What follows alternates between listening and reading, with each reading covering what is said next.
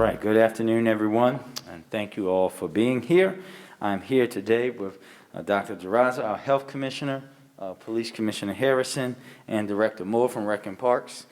Today, I want to begin today by discussing where Baltimore currently stands with our COVID-19 mandates after consultation with our public health partners, increased vaccination rates, and downward trends in new case rates across all ages, deaths, and hospitalizations. Today, I'm announcing that we will further ease restrictions here in Baltimore and align with the state of Maryland's current executive order. The following changes will take effect Monday, May 17th at 6 a.m. Capacity restrictions for all establishments will be lifted except, again, that's except in the following three categories, which are limited to 50%. Convention and banquet facilities, including convention, conference, banquet, catering facilities, community halls, and social clubs. Indoor venues, including any indoor venue where live performances occur, where motion pictures are shown, or where sporting events occur, and outdoor venues. Restrictions on gatherings will also be lifted with this order. Indoor dining still requires that patrons be seated indoors, while outdoor dining will now allow standing room for patrons. Now, while we are easing some restrictions, we must still remain vigilant and guided by the public health recommendations. Particularly with summer approaching, we must continue to take COVID-19 very seriously. I'm very proud that 40% of Baltimore has received at least one dose of vaccination, and at this point, 31% of our population has received both doses. But remember, that still means that out of every 3 people you encounter on the street, 2 are not yet fully vaccinated, meaning this is not over. And we also know that we have variants and strains of this virus that are still coming. We have a long way to go. It is not time to claim victory or celebrate just yet. Wear your mask when indoors, remain socially distanced, avoid gatherings, large gatherings, avoid contact with unvaccinated persons, and get the 2 doses of Pfizer or Moderna or 1 dose of Johnson & Johnson whenever you can. There's plenty of vaccine available. We must all do all that we can continue to do to move forward and keep our loved ones and neighbors safe and healthy. I will now turn it over to Dr. Duraza to provide an update on where we are with our numbers and offer more details on recent data. Dr. Duraza? Good afternoon, and thank you, Mayor Scott, for your steady leadership during the pandemic. To review our latest case data, we are seeing some marked improvement from our recent highs. Our daily new case count is approximately 129 new cases per day, a decrease of 45% from 4 weeks ago. To date, there have been a total of 51,995 confirmed cases. 959 Baltimore City residents have lost their lives to COVID, and we're now averaging close to 2 deaths per day. Our percent positivity is 2.8%, a 43% decrease from 4 weeks ago. Our intensive care unit and acute care unit capacity remain elevated at 88% and 87% respectively. However, we've seen an overall decline in the total number of COVID patients in both the ICU and acute care units. Given the improvement in overall COVID-19 metrics, Mayor Scott is updating our executive order to reflect an allowance for increased capacity in many venues effective Monday, May 17th. I believe the improvement we're seeing in new case rates is related to increased vaccination rates among city residents, and I want to personally thank every resident who has received a vaccine to date and encourage all eligible residents to get vaccinated. Vaccinations remain the key in returning to some sense of normalcy. Like other jurisdictions across the country, we are seeing waning interest in people who want to get vaccinated. But it's critical that we continue to strive for at least 80% of the population being fully vaccinated, especially if we want to try to avoid fall and winter COVID-19 disease surges. We are making progress as evidenced by the mayor's decision to loosen restrictions, but we are not in the clear yet. On May 10th, the FDA provided emergency use authorization for the Pfizer vaccine for children between the ages of 12 and 15. Today, the CDC's Advisory Committee on Immunization Practices will also be voting on its formal use in this age group, and we anticipate approval. We are excited to be moving forward with vaccinating the pediatric population, another critical step in our vaccination efforts here in the city. I'd like to share some of the data from the clinical trial that was done in this age group. The Pfizer vaccine was proven to provide 100% protection against COVID-19 disease for children between the ages of 12 and 15. To put this another way, of the adolescents in this clinical trial who received the vaccine, there were 0 cases of COVID-19. This is really incredible news. Similar to the side effects some adults may feel, common side effects for children included pain at the injection site, fever, fatigue, muscle and joint aches, usually lasting 48 hours after the vaccine. Just like in adult populations, the Pfizer vaccine for adolescents requires 2 doses that are given 21 days apart. Adolescents may experience side effects after both doses, with more side effects noted after the second dose. The Pfizer vaccine for adolescents has the same ingredients as the Pfizer vaccine for adults. We are excited about this approval and pending approvals for vaccine use in children because vaccination in younger populations will help to slow COVID-19 disease transmission among the greater population. I can't stress enough how important it is that our young people get vaccinated. We have seen that as vaccination rates increased among older adults, there was a dramatic decrease in hospitalizations for this age group. While healthy young people are less likely to be hospitalized or suffer severe disease from COVID-19, they are still at risk for hospitalizations, illness, and even death from COVID-19. Additionally, children with underlying medical conditions such as asthma, obesity, diabetes, sickle cell disease, genetic conditions, heart disease from birth, or suppressed immune systems may have increased risk of severe illness from COVID-19. As a pediatrician and a mother, the health and safety of Baltimore City's youth is my top priority. With summer on its way, now is the time for Baltimore City youth to get the COVID-19 vaccine. The vaccine will protect our young people from COVID-19 as they take summer trips, enjoy time with friends and family, go to summer camp, and work summer jobs. As with other vaccination efforts, we will be working with our partners to ensure equitable access to vaccines for our young people. For information on where adolescents can get vaccinated in Baltimore, please visit getthevaccinebaltimore.org. Again, that's getthevaccinebaltimore.org, one word, or call 410-706-3000. Again, 410-706-3000. Speaking of vaccination rates, as of this morning, as Mayor Scott noted, 40% of city residents have gotten at least their first or single dose of vaccine, while 31% of city residents are considered to be fully vaccinated, having received either 1 dose of Johnson & Johnson or 2 doses of Pfizer and Moderna. As a reminder, you are fully vaccinated 2 weeks after your second dose in a 2-dose vaccine series, or 2 weeks after your first dose in a single-dose vaccine series, such as Johnson & Johnson. We continue to provide vaccination to city residents through a lens of equity. Yesterday, the Baltimore City Health Department, in partnership with the Baltimore City Fire Department, started vaccinating homebound residents and their caregivers. This work is critical in reaching populations that are unable to leave their home for vaccination. The Health Department continues to work with our healthcare partners and community organizations to vaccinate homebound residents as quickly as possible. Eligible residents can sign up for the homebound vaccination program by visiting covax.baltimorecity.gov or calling our MAP hotline at 410-396-2273. Again, that's 410-396-2273.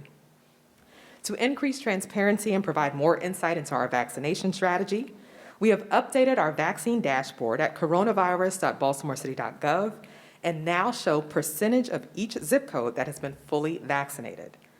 This data will serve to guide the Health Department's vaccination outreach efforts over the summer as we look to create more opportunities for residents to receive vaccine in their neighborhood via pop-up vaccination clinics. We still encourage residents to register for a vaccine today, either by visiting covax.baltimorecity.gov or by calling 443-984-8650. This call center is available Monday through Friday from 8:30 a.m. to 6:30 p.m. and Saturdays from 9 a.m. to 1 p.m. And there are people available on the other end to help set up a vaccination appointment at the Baltimore City Health Department Vaccine Clinic. Even if you have been fully vaccinated, you should still be using proven harm reduction strategies to protect yourself and others from the majority of the population who still remains unvaccinated at this time. Please continue all of the same behaviors that have kept us safe to date: wearing a well-fitted mask over your nose and mouth when indoors and unable to socially distance, keeping your distance and avoiding large crowds and gatherings. Being fully vaccinated does provide certain benefits. You can safely gather with other fully vaccinated people in a private residence without wearing a mask, or with a single household of unvaccinated individuals in a private residence without wearing a mask, assuming no one in that household is at high risk. Before I close, I'd like to also acknowledge that today is the last day of National Nurses Week, a holiday that has become more important than ever over the last year of this global pandemic. Words cannot express how significant a role our nurses play every single day to keep our city and country healthy, a role that historically has not been acknowledged enough. It should not take a pandemic for us to realize that our nurses deserve our respect every single day for their tireless work in keeping us safe. And it's my sincere hope that one day soon our nurses and other healthcare professionals will be able to take a break they so richly deserve. In closing, again, I would like to encourage all residents over the age of 12 to get vaccinated as quickly as possible. Vaccines are available, and they're the key to helping us return to some sense of normalcy and avoid fall and winter COVID resurgences. Please get vaccinated and encourage your friends and family to get vaccinated too. Thank you. Thank you, Dr. Zaraza, and all that you and the Health Department has done in your life-saving work over this past year. And also, just heartfelt thanks to all the nurses and all the work that they do each and every day. As Dr. Zaraza said, they haven't had to get a break. When everyone else has been able to just decompress, they have to be on the front lines, and we have to thank them. They have put themselves at risk of contracting this virus more than basically anybody, and we have to be very thankful for them today and every day. I want to slightly switch gears and discuss an exciting announcement that we typically do around this time of year from the Department of Recreation and Parks, and I am thrilled to announce that these newly loosened restrictions with these cities' pools will open for the 2021 swim season. From May 29th through September the 6th, 14 city pools will open. This includes 4 park pools, 7 community pools, and 3 indoor pools and aquatic center. To kick off this announcement, we will be hosting the annual Big Splash, which will take place on May 29th at Roosevelt Park Pool at 11 a.m. I can't wait to be out there to jump in the pool myself. Residents can visit bcrp.baltimorecity.gov/aquatics for more registration and additional pool information. In addition to pools, Rec and Parks has opened 10 additional recreation centers for community use. All activities, including rec center and pool access, require pre-registration via the BCRP website. Again, that's bcrp.baltimorecity.gov, and walk-up registration is permitted, but subject to availability.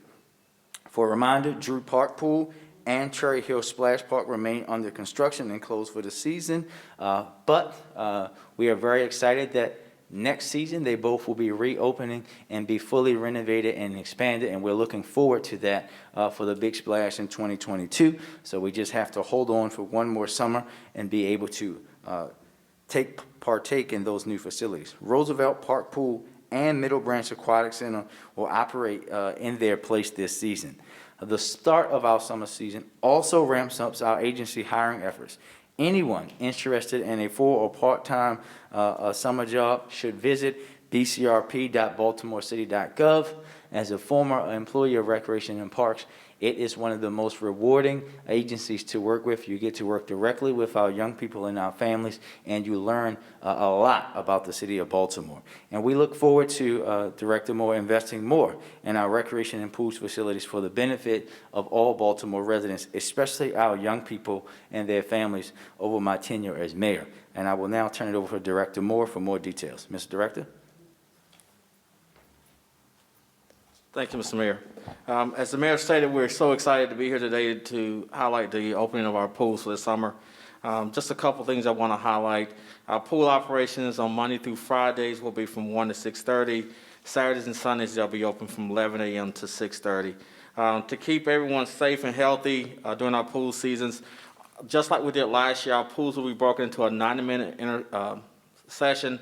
So swimmers will be able to swim for 90 minutes, and then the pools will shut down so that we can clean for 30 minutes, and then we'll reopen for the next group. We have to continue to stress that we want people to register online, but we will be welcoming walk-ups as availability is there. And the last thing I want to highlight is the mayor stated, we are in the process of hiring, so if there's young people that's interested in working in our pools or working in our rec centers for our summer camp, please visit us at bcrp.baltimorecity.gov for more information. Thank you.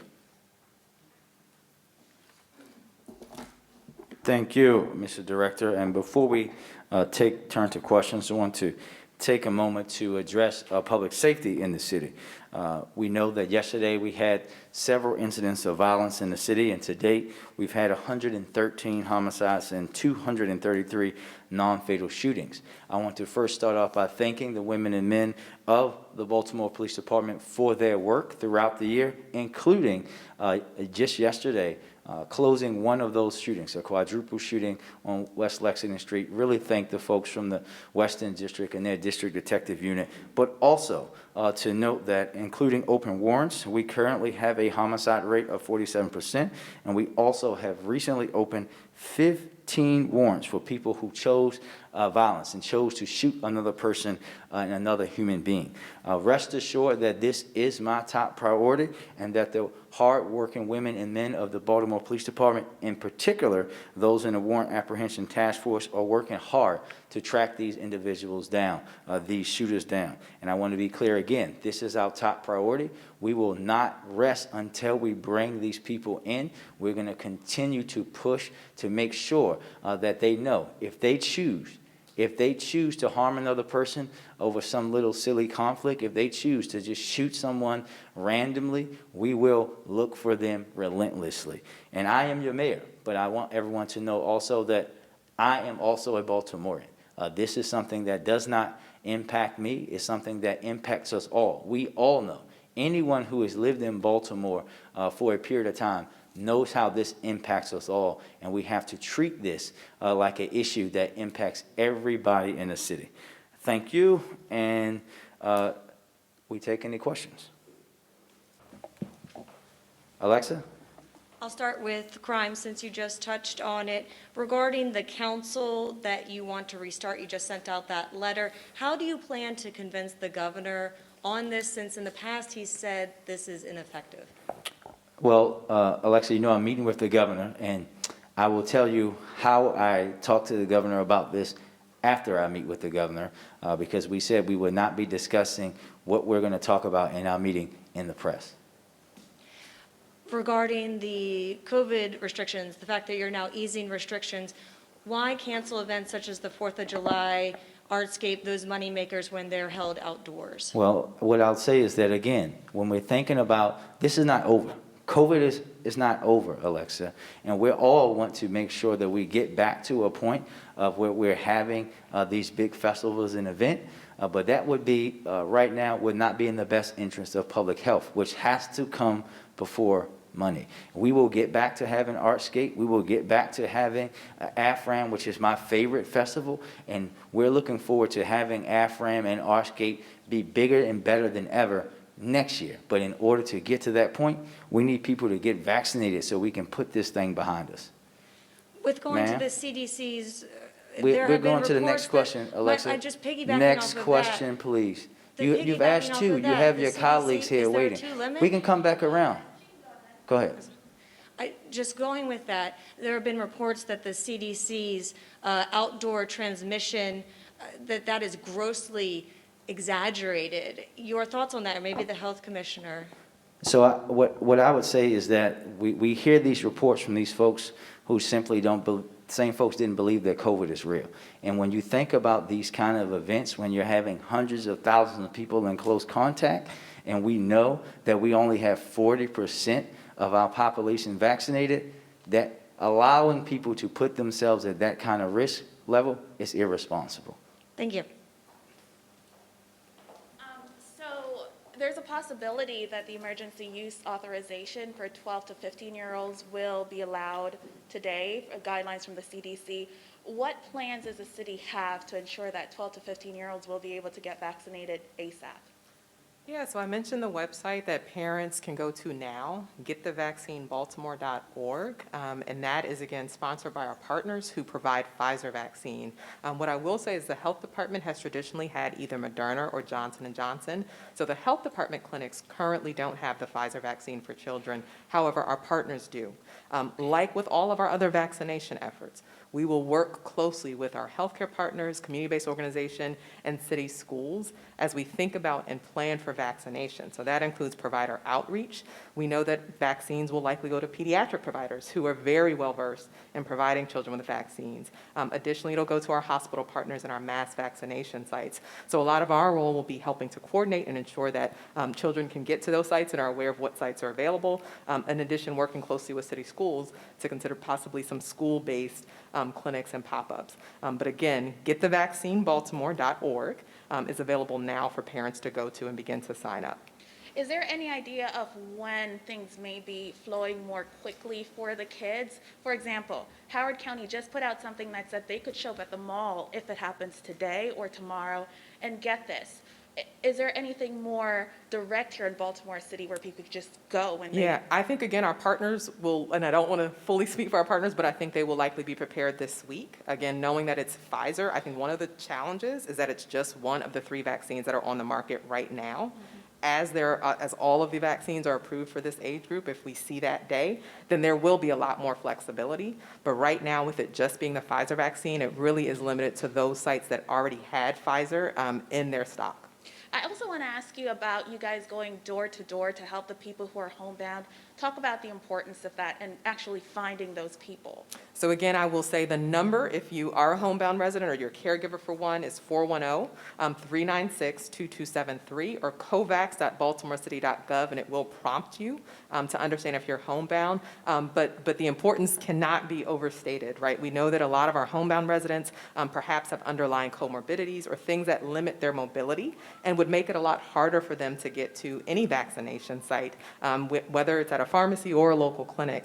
So this effort with the fire department is extremely important to reach those individuals and to reach their caregivers who may be traveling and have possible exposure risks, even if that homebound resident doesn't have those same risks. One more question on that. You know, with the Department of Aging, they put out their dashboard last week about how many of the employees, the staff members are now fully vaccinated. Baltimore City is actually identically on par with the state at 63% of all folks who are vaccinated. What efforts are there to get 100% of these staff members vaccinated?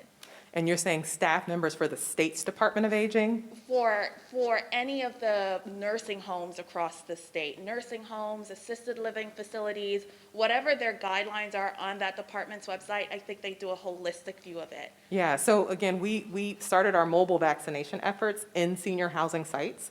So we started those launched on January 29th, and proud to say that in the past week, we've been able to complete all of the senior housing sites. There were 117 here in Baltimore City. Either us or a partner was able to go to all of those sites and provide vaccination for our older residents in those sites. To your point, we know that we're going to have to continue to shift our vaccination approach as availability increases and as interest in people signing up decreases. And that really means going out into the community and being present in vaccination efforts via pop-up clinics to ensure that all of our residents are vaccinated. I'll also mention our map. So our map now shows the percentage in each zip code that's been vaccinated, and that is the data that we're looking at as we plan out where do we go next with pop-up efforts? What areas in the city have the lowest vaccination coverage rates, and where are we potentially seeing higher new case rates? Okay, thank you. Pete? Well, Mr. Mayor, Hey, sir. my question is totally 180 degrees out of phase here. Gas prices are going up. The pipeline is an issue.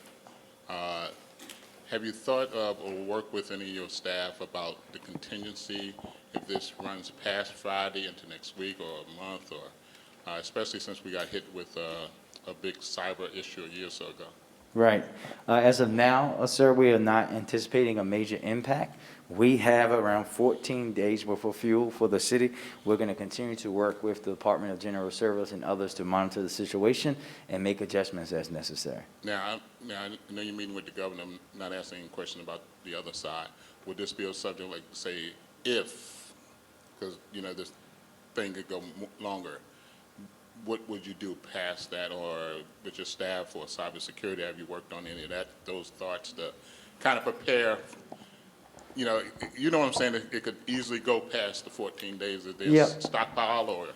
So what I would say to that is very simple, that we have an emergency management office and we work through that. We will not share those kind of details in a public forum like this in order to protect the city and the residents of Baltimore. But you want the residents to say, hey, We're- you on top of it? We are on top of it. We don't take these things lightly, especially since we've been through one of these ourselves, so we know how it works. Thank you, sir. Thank you. Emily? One quick question. You had talked about the different venues that were going to remain at 50%. Has there been any discussion with Camden Yards? I know they're voluntarily at 25% right now. Do you know if that will be expanding? Well, as of right now, no. And in my conversations with them and Dr. Jaraza's conversation with them, they have an approach that they're going to take, and they're going to follow that approach. And we're going to talk with them and meet with them. They're great partners. They always come. The Orioles always come to us as partners, as a part of this community. An organization that has been here for so long, always looking to do not just what's in the best interest of them on the bottom dollar, but in the best interest of our community. Thank you. Thank you, everybody.